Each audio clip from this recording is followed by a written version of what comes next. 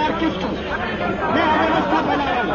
मैं मानता हूँ कि मैं अनार्किस्ट हूँ, मैं अव्यवस्था फैला रहा हूँ, लेकिन आज इस देश के हर घर के अंदर अव्यवस्था फैली हुई है। इतनी महंगाई हो गई कि घर का खर्चा नहीं चलता, महिलाओं की इज्जत लूटी जा रही है, हर घर के अंदर अव्यवस्था फैली हुई है।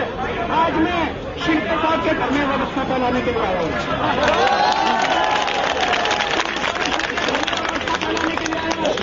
हम इनके घर में एनआरकी फैलाना चाहते हैं, जो एनआरकी हर देश, दिल्ली के हर घर के अंदर, देश के हर घर के आदमी के अंदर फैली हुई।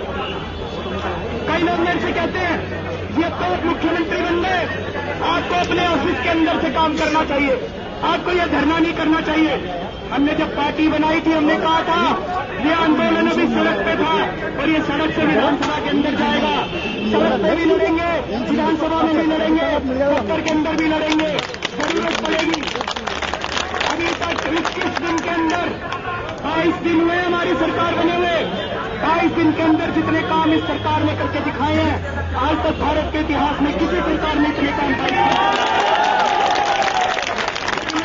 सोचो कि पुलिस अत्याचार करती रहेगी और दिल्ली का मुख्यमंत्री अपने दफ्तर में बैठा रहेगा, तो मैं इसी दफ्तर में नहीं बैठने वाला, मैं सड़क पे उतर के लड़ाई लड़ूंगा।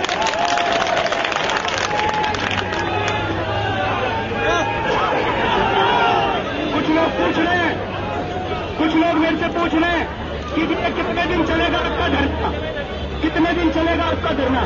जी 10 दिन की तैयारी तो करके आया हूं, फिर छूट पड़ेगी तो और कपड़े मंगा। अब अगर यहां पे कुछ भी घटना घटती है, अगर 26 जनवरी की तैयारियों में कोई बाधा बचती है, अगर कोई कॉन्स्टिट्यूशनल क्राइसिस होता है, तो उसके लिए केंद्र सरकार जिम्मेदार है, देश के प्रधानमंत्री जिम्मेदार है, शिंदे साहब जिम्मेदार है, हम जिम्मेदार नहीं है।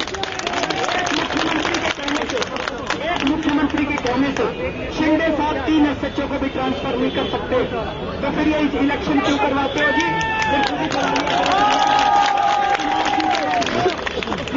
दिल्ली की जनता ने शिंदे साहब को चुन के नहीं भेजा, दिल्ली की जनता ने आम आदमी पार्टी को चुन के भेजा है। अगर दिल्ली में बलात्कार होता है तो जनता मेरे से पूछने के लिए आती है, शिंदे साहब के पास नहीं जाती है।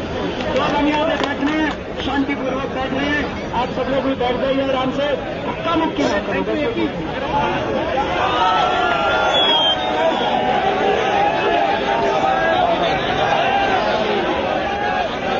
अच्छा भाषण दिया, मेरी जिंदगी में नहीं किसी मंत्री ने दिया। 3 साल की उम्र हो गई मेरी, किसी मंत्री नहीं मिलेगा, नहीं कभी मिलेगा किसी।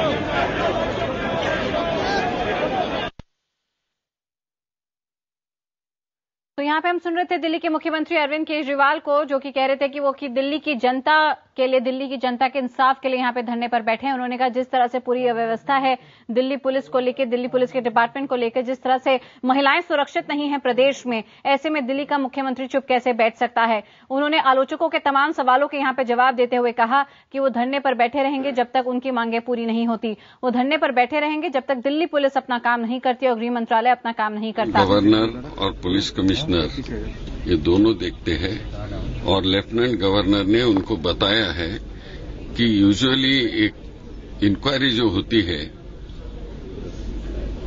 कोई बड़े पुलिस ऑफिसर से या रेवेन्यू ऑफिसर से होती है, बट ये एक ऐसी इंक्वायरी हो रही है कि जिसमें जुडिशियल इंक्वायरी है।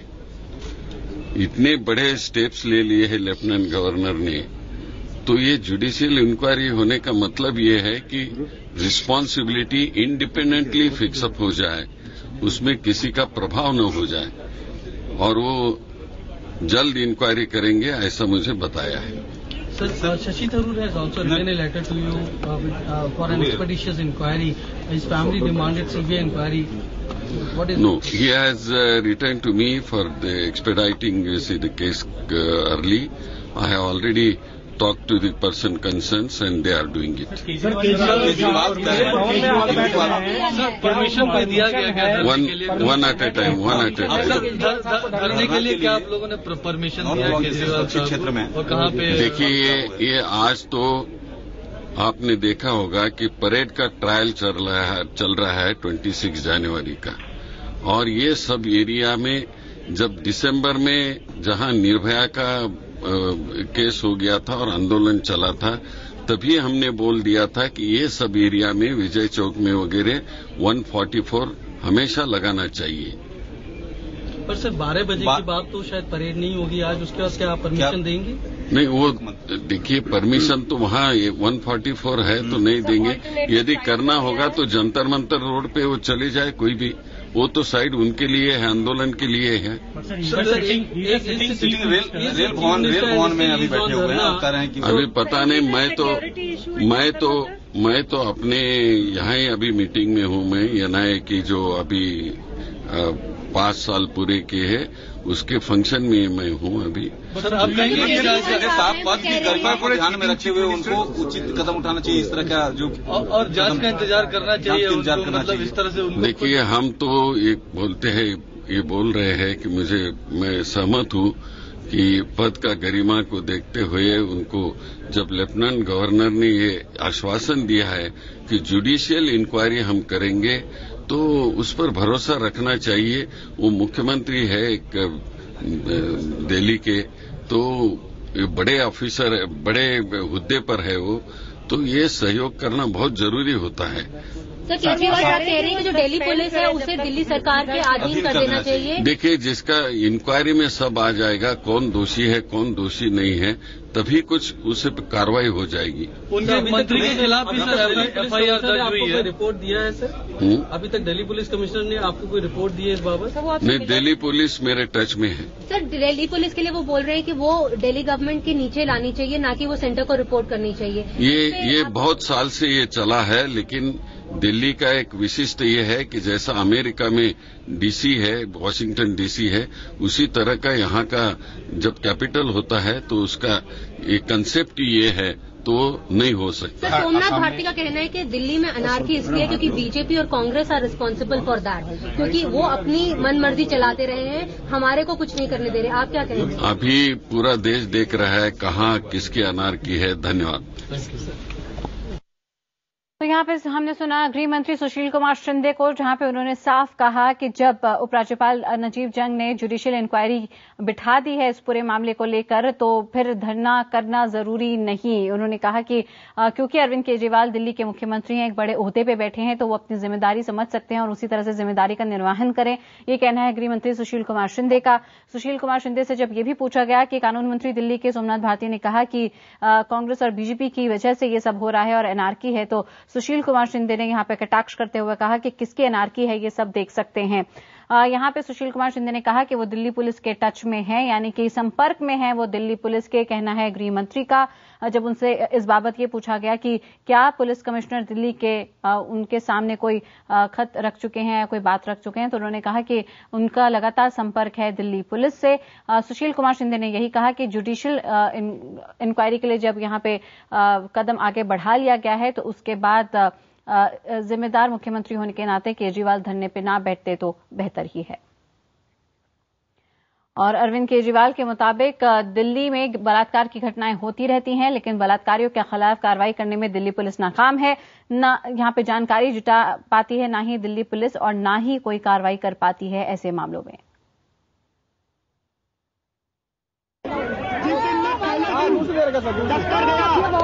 मुख्यमंत्री के तौर पर मैंने दिल्ली के पुलिस कमिश्नर साहब से कहा, मैंने कहा जी 2 किस्म के बलात्कार होते हैं। एक वो जिसने घर के ही किसी आदमी ने कुकर्म कर दिया, लेकिन दूसरा वो जिसमें उस इलाके के कुछ असामाजिक तत्वों ने कुकर्म किया। मैंने कहा कि अगर कोई आदमी बलात्कार करता है किसी न किसी पुलिस वाले के ऊपर वहां पे जवाब देनी तय होनी चाहिए। नहीं तो पुलिस गलत लोगों के साथ मिल जाती है और उस इलाके के अंदर अपराध होते रहते हैं। तो हमने पुलिस कमिश्नर साहब से भी मुलाकात की, एलजी साहब से मुलाकात की, सुशील शिंदे साहब से मुलाकात की। हमने कहा कि जिस इलाके में दानिश महिला का गैंगरेप हुआ उस इलाके के एसएचओ को सस्पेंड किया जाए। बताइए गलत किया कि ठीक किया?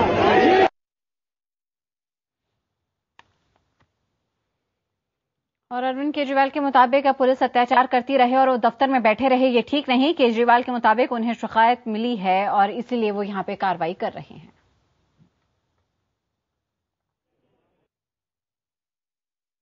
हमने उनसे मांग की पुलिस वालों से कि किसी भी इलाके के अंदर अगर सेक्स रैकेट चलता है, ड्रग रैकेट चलता है, तो भाई साहब बिना पुलिस की मर्जी के तो नहीं चलता है।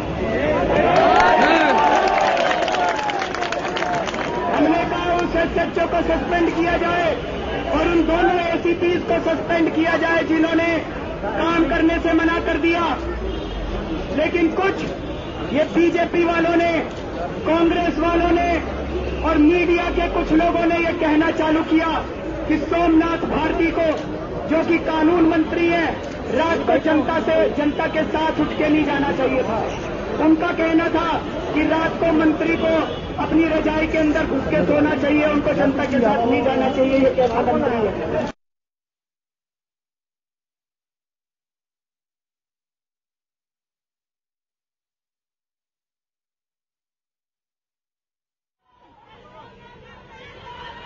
तो यहाँ पे दिल्ली के मुख्यमंत्री अरविंद केजरीवाल लगातार अपनी बात दिल्ली की जनता के आगे रखते हुए, आपको बता दें इस वक्त जब वो धरने के लिए निकले थे नॉर्थ ब्लॉक, तो उन्हें रेल भवन पर ही रोक दिया गया और अब रेल भवन पर ही धरने पर बैठे केजरीवाल। उनसे जब ये पूछा गया कि वो कब तक धरने पर बैठेंगे, तो अरविंद केजरीवाल ने कहा कि 10 दिन की तैयारी के साथ वो धरने पर बैठने आए ही हैं, आगे अगर जरूरत पड़ी तो देखा जाएगा।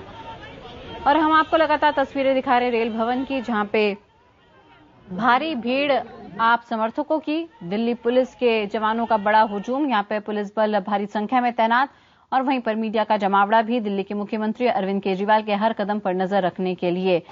लेकिन आपको बता दें यहां पे सीधे सीधे सवाल देश के गृह मंत्री, उपराज्यपाल और दिल्ली पुलिस से करती हुई दिल्ली की सरकार, दिल्ली के मुख्यमंत्री, जहां पे उन्होंने सीधा सवाल ये किया कि भला अगर प्रदेश में बलात्कार हो रहा हो या फिर कानून व्यवस्था चरमरा गई हो, तो ऐसे में जिम्मेदारी और जवाबदेही अगर किसी भी पुलिस अफसर की तय नहीं की जाती, अगर अफसरान को यहां पे कटघरे में खड़ा नहीं किया जाता, तो दिल्ली का मुख्यमंत्री भी अपने दफ्तर के अंदर नहीं बैठ सकता। इसलिए आज उनको जरूरत पड़ी है धरने पर बैठने की।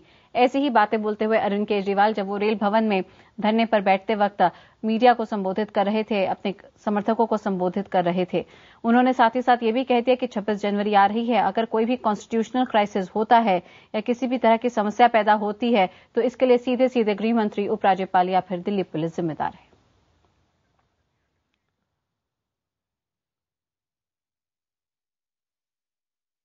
और वहीं पर खिड़की एक्सटेंशन के मामले में युगांडा महिला को लेकर अरविंद केजरीवाल ने भी अपनी राय रखी। एक महिला सोमनाथ भारती से मिलने के लिए आई थी, वो ये चिट्ठी देके गई है सोमनाथ भारती को, युगांडा हाई कमीशन की महिला, और युगांडा हाई कमीशन की महिला कह के गई आपने बहुत अच्छा किया। कहती है हमारे युगांडा से कई महिलाओं को भारत में लाया जा रहा है, उनको जॉब का, एम्प्लॉयमेंट का झांसा देके, यहाँ पे नौकरी का झांसा देके लाया जाता है और यहाँ पे उनको वेश्यावृत्ति में धकेल दिया जाता है। ये चिट्ठी की कॉपी अभी हम सारे मीडिया वालों को धकेल रहे